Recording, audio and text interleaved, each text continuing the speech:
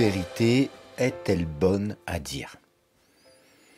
Je crois qu'il nous faut apprendre à bien parler vrai. Bonjour, je suis Tony Tornator et je suis très heureux de te retrouver pour partager l'évangile du jour avec toi. Le texte qui nous intéresse aujourd'hui se trouve dans 1 Corinthiens chapitre 13 et le verset 6. La charité ne se réjouit pas de l'injustice, mais elle se réjouit de la vérité. Bien sûr que, alors qu'on lit rapidement ce texte, on se dit que c'est évident. Comment l'amour peut se réjouir de l'injustice? Ce n'est pas possible. L'amour ne peut se réjouir que de ce qui est bon, de ce qui est juste, de ce qui est vrai.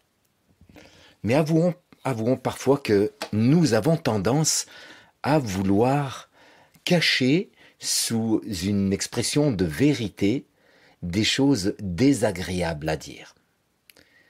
Je vais te parler vrai. Je vais te dire mes 4 vérités.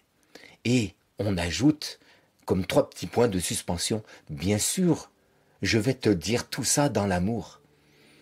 Mais si on sonde véritablement nos intentions et notre cœur, on se rend compte facilement que nous voulons surtout dire notre vérité. Et qu'on veut dire ce qui est désagréable, ce qui est difficile à entendre.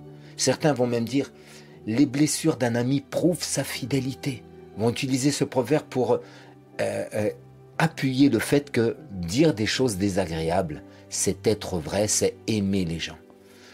Oui, mon ami, c'est vrai que nous pouvons dire des choses difficiles à entendre.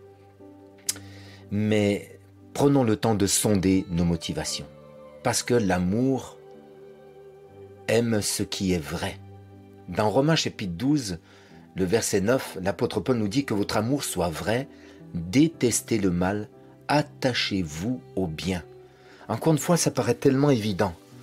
Mais si on sonde notre cœur, le but n'est pas de blesser les gens avec des choses qui sont vraies, peut-être sur leur comportement, leur manière d'agir ou leur situation, mais le but est d'exprimer avec l'intention d'amour.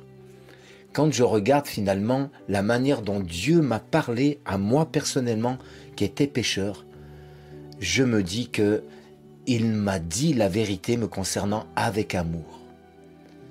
Il a été un modèle que je dois suivre pour parler aux autres.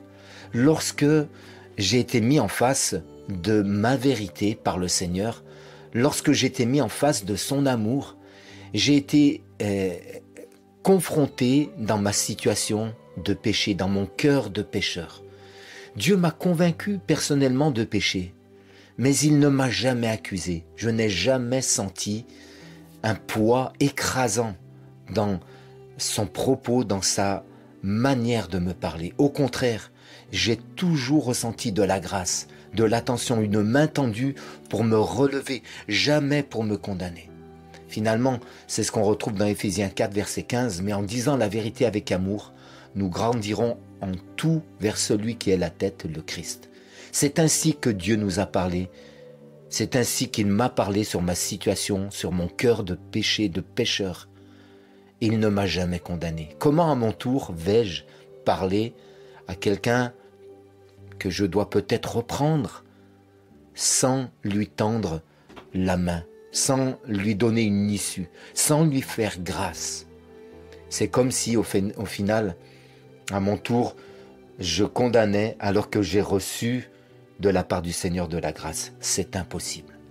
Veillons à notre cœur, veillons à notre intention, apprenons à bien dire la vérité, à ne pas utiliser le prétexte de la franchise pour blesser les gens.